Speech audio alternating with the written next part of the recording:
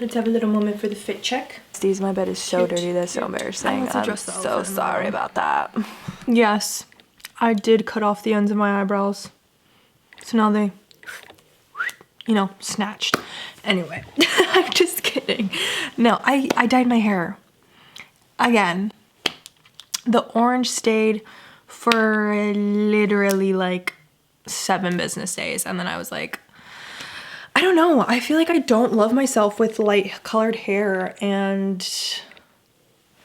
that's just a tea. I feel like my skin looks better. Like my skin tone, undertones, colors just look better. But honestly, that might make sense why I love the blue so much and I feel like my skin pops so much, because I have olive colored skin and an undertone of olive is blue. So I don't know, I'm just saying. Also, I just got my nails done, besties. And Emma ate. Emma, nail tech at my local nail shop, killed it, babes. Killed it, okay? They look fabulous, stunning. I'm obsessed. Anyway, that being said, I am definitely going to be the whole video, so just be prepared, okay? Yes, let's get into the video. Okay, I didn't even do my intro. Hey guys, it's Mara and welcome back to my channel, or welcome to my channel if this is the first time watching me. I don't even think that's my usual intro because I don't even actually know what the fuck my usual intro is, but we're moving on. Today's video originally started off as me just talking about my fashion fears, and I am a overthinker to the fucking max. I analyze everything in like my life, like not other people, no offense, I just don't give enough a fuck to like analyze what's going on in your life, but I analyze myself to like the fucking hair strand, the last hair strand on my fucking cooch. I'm just kidding, but I do, like, I just think about everything as to like, why am I doing this, why am I doing that, da da da. So when I started off this video, I was like, yeah, you know, like most of my life I've just been scared to wear heels or just like platform shoes when that became really popular, because I'm already a tall girl. I'm 5'8". So obviously when I wear like heels or platforms, I'm gonna be 6 feet, like no questions asked about it, if not taller. So the concept of the video was like me facing my fashion fears and going out and like buying heels and like creating casual outfits about that, and like just wearing things that were a little more gender fluid. But the more I thought about it and the more I analyzed everything, I started to question myself why. Like, why am I scared? Why was I scared to wear heels? Why was I scared to wear things that were maybe a little more gender fluid? Mind you, I have been shopping and like, excuse me, I forgot to put lip gloss again. Oh my gosh, why am I like this? And mind you, I've been shopping in like men's sections and of clothes for at least like 4 to 5 years now. Yeah, like 4 years, because I originally started when I started thrifting because their pants just fit me better because I'm a tall girl. So then I would just not hem them, what the fuck am I saying? I would just take them in at the waist and problem solved. I had perfect, wonderful, cool pants. And then I started like shopping in like men's clothes, just like, I don't know what, like regular stores. This one is from Urban Outfitters, and I'm kind of embarrassed to say I spent way too much money on that. I honestly could have gotten like a way cheaper one off from a thrift store, but like I just genuinely, like, I saw it and I was like, I have to have it. I'm a very impulsive shopper. Anyway. So I started asking myself, like, why was I always scared to wear heels? Why was I always scared to wear things that were a little more out there or just not seen as like conventionally pretty? And while I was thinking about that, I randomly came across a clip from Alex Earl's podcast. I don't follow or watch her podcast regularly, but sometimes the clips will pop up on my Explore page on Instagram because I follow her sister, so the algorithm, you know?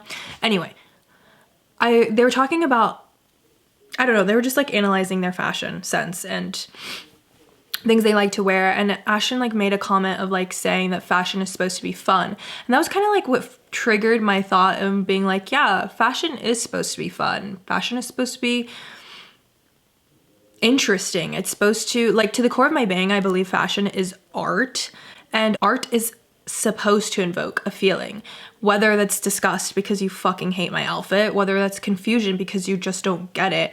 Like, I realized I would rather have people feel something than to just be like, her outfit's like, whatever. Like, and I feel like for so long I've been teetering that like line of her outfit's cool and it's liked by majority population, and whoa, that's really weird and interesting, and I'm not sure how I feel about her outfit. And I feel like I teeter that line so much because I was just so scared to wear shit that people didn't think was cute, or just to not fit that conventional mold of society. And then because I analyze everything, I was like, okay, so why is that? Why do I have like this fear of not fitting in? I feel like whenever you analyze these things, it like always goes back to like something in childhood. At least for me, I feel like a lot of my issues stem from childhood situations. Regardless. So I was like questioning why, and it was the same, I had the same problem in high school. I feel like in high school, I just wanted to fit in so badly. Like standing out was probably my biggest fear in high school. I just wanted to be accepted. I wanted to fit in. I didn't want to stand out. It was just such a fear. And we'll get into why. So I started looking into my childhood, and I realized I very quickly shut myself up, if that makes any sense. So growing up, my oldest sister, I would call her like our rebel, the rebel in our family. Like she was always getting in trouble. She was always doing things that she wasn't allowed to do. She was staying out late, partying, all of those things. And I very vividly remember like my mom having to like do her best to like keep her under control. I don't even know that's the right thing to say because it's not under control. It's just like keep her on the right path. Like she didn't want her to steer off into the wrong path. But I feel like I so quickly learned that my mom had a lot to deal with, and if I was too much, if I was too loud, if I was too out there, I would get in trouble. So in my brain, I connected being invisible was being safe. Like if I was just quiet and I just did what I needed to do and I didn't draw too much attention to myself, I would be okay. Like I wouldn't get in trouble, I wouldn't get yelled at, and I wouldn't cause any problems for anyone else. And that so quickly like also translated to school. Like it just became my entire personality where I was just scared. Like I genuinely, when I tell you, like I was scared of the world until I was like 22. Like I'm not kidding. I mean, like it manifested in like such a perfectionist complex inside of me of like I always wanted to have the right thing to say. I never wanted to offend anyone. I never wanted to draw attention to myself because drawing attention to myself meant that I was being too much and it was a possibility to get picked on and bullied, and then I'd be in trouble, and I just didn't want to be in trouble. And like it manifested into like every sector of my life, and it's crazy now that I'm unpacking it of like how it even affected the way I present myself. But I'm truly someone that believes like everything is connected. So honestly, I used to hate being tall. I hated it because no one ever really bullied me for being tall, to be fucking for real with you though. Like no one ever bullied me for being tall. People would just point it out. But again, because I assumed drawing attention to myself as this negative thing, I perceived it as like the worst thing in the fucking world. Like I was like, why am I tall? Like why can't I be short like my sisters? All of my sisters are like average height. My mom is like 5'1". My dad is, I think before he started aging, he was 6 foot. like 5'10", 5'11", around there. But yeah, I always wanted to wear like the flattest shoes possible. Keep me away from heels, even though like genuinely to the core of my being, I loved heels as a middle schooler. Like early high school, I would purposefully not wear them because I thought I was too tall. But like I was such a girly girl in middle school and high school. Like I wanted so badly to be able to wear heels all the time. I was able to. I just had this mental block about it. But I forced myself to not like them because I didn't want to be too much. And the older I get and the more I'm unpacking that, and I feel like I could make like a whole video about this, which I might, but I feel like coming here and moving away from everyone has been such a healing experience for me, because I feel like it has allowed me to completely explore who I am and my interests and my likes and my dislikes without limitation and without judgment. I feel like I've been able to reflect and give myself so much grace and curiosity in the way that I allow myself to explore who I am. And I feel like I thought I already knew who I was, but I feel like now being out here has allowed me to develop the courage to be who I've always wanted to be. It was like I figured out who I was within the limitations and barriers and borders that I grew up learning. And now I'm unlearning even more than I thought I had already unlearned at like 22, and really allowing myself to be too much, to be too out there, to be too loud, to be disliked, to have people think my outfits are fucking ugly and that I have no style and no taste. And I feel like a kid again, of just like allowing myself this freedom to really truly express myself. It's a beautiful feeling. I know how I find it like funny that this video started off as just facing my fashion fears, and then it really transformed into like an entire video of honestly me just being afraid to be seen. I feel like that's what my childhood trauma transpired into, just this fear of being seen, because the attention in my brain, getting attention just equated something negative, and that I was in harm's way, and being invisible was safe. But it also wasn't safe, because I also felt this undying desire and yearning to express myself freely and to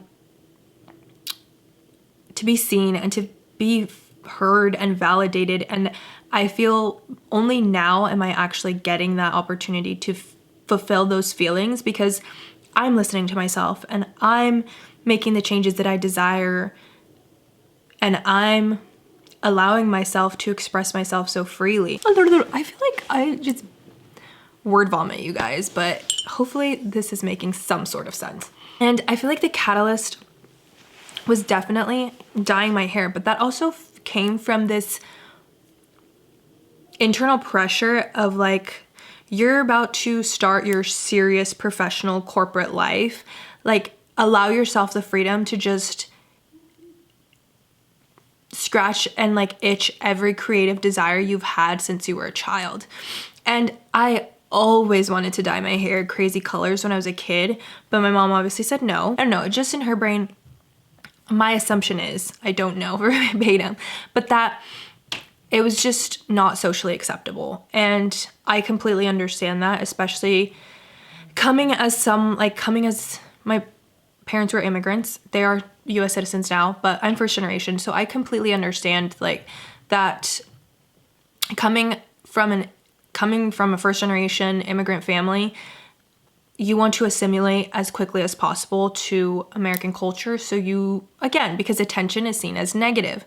And wow, now that I'm unpacking this, I'm realizing like how deep of generational trauma this is, but that's why I also feel like it's so liberating that I'm actually allowing myself to express myself as freely as I desire right now. But yes, yes. My yapper level is on like 1 million right now. I cannot shut up. The catalyst was really just allowing my, like, realizing I have like 6 months before I have to start my internship, and I really just want to, I felt this insurmountable, maybe, unwavering, undying, all of those synonyms feelings of like, you have to do this. You just have to allow yourself to express yourself, as crazy and as wild as it may seem to other people, because I never got the chance to do that as a little kid, and I feel that I may never get that chance again with becoming a corporate girly and just the rules of professionalism. This entire moment of realization, I feel like, has felt very liberating for me, and I'm so excited to allow myself to express myself as freely as I desire. I also feel like I've gotten to the point that I don't care to be seen as conventionally pretty or mainstream pretty or the Alex and Ashton Earls of the world. I feel like I would always, that's what I gravitated to, because that's what I knew was accepted by society. And dissecting my fear of being scared to stick out, I just wanted to be accepted, so I would gravitate to the image of what I knew was already accepted in society. But internally, the people that actually inspired me were the people that were daring and were different and unapologetically themselves. Like, I think her name's Erin Parson Makeup. She is beautiful, don't get me wrong, but she expresses herself so freely, and I loved that. I love watching people just be so authentically themselves without a single fuck in the world of whether people like what they're doing or whether they're gonna profit from it in any way, shape, or form. And I just started following her on Instagram. I think her name's Sophia Coelho. Please be right. Yes, I think that's how you pronounce her last name too, but her Instagram name is Sophia M. Coelho. I hope I'm saying that right. If I'm not, I'm sorry. But yeah, like, those are the type of people that would inspire me. Sophie Floyd, like, they just are so authentically themselves. They're not scared of people saying like, oh, your outfit's ugly. And it's like, honestly, when you think about it, I'm like, yeah, why the fuck did I care that someone thought my outfit was ugly? But I feel like I can only see that side now that I'm gearing towards that path of like wearing things that are more different and wearing things that aren't seen as conventionally pretty or cute. But it's also very liberating at the same time of just like, the only person in this world that I truly hope I make happy is myself. We're tying it back to the thought of fashion is art and art is meant to invoke a feeling. Like, granted, people are allowed to think my outfit's ugly. People are allowed to be confused by it or not get it. Like, but at the end of the day, I hope to be an inspiration that people are more daring with their fashion and fashion, life, choices, decisions, whatever the fuck, you know? Just an inspiration to be authentically you, and it's so okay to be you. And I feel like for so long, I didn't allow myself that permission to explore who the fuck I am and allow myself to present that myself, my true authentic version of myself to the world, because I was scared she wasn't going to be accepted. Like, I have to accept me, and I have to give myself permission to be as free and liberated and express myself as freely as I desire. And I know the right people will come into your life when you are your most authentic self. So now I will definitely be facing my fashion fears. If this video isn't too long already, I'm going to take you guys with me thrift shopping tomorrow. Babes, I did take you thrift shopping with me. This was my outfit. It was so freaking cute, but I did not find a single thing that was cute or that I thought I could transform into something I would love. And I'm an avid thrift shopper, but those thrift shops just kind of sucked. Sorry to them thrift shops. I hope I inspired you to not be afraid to be seen anymore, because it is something that I feel like I'm barely conquering now, and I'm barely loving. And I'm loving myself, and I feel like I hope you love yourself too. And I'm just blabbering on at this point. But anyway, peace and blessings, and I'll see you guys in the next video.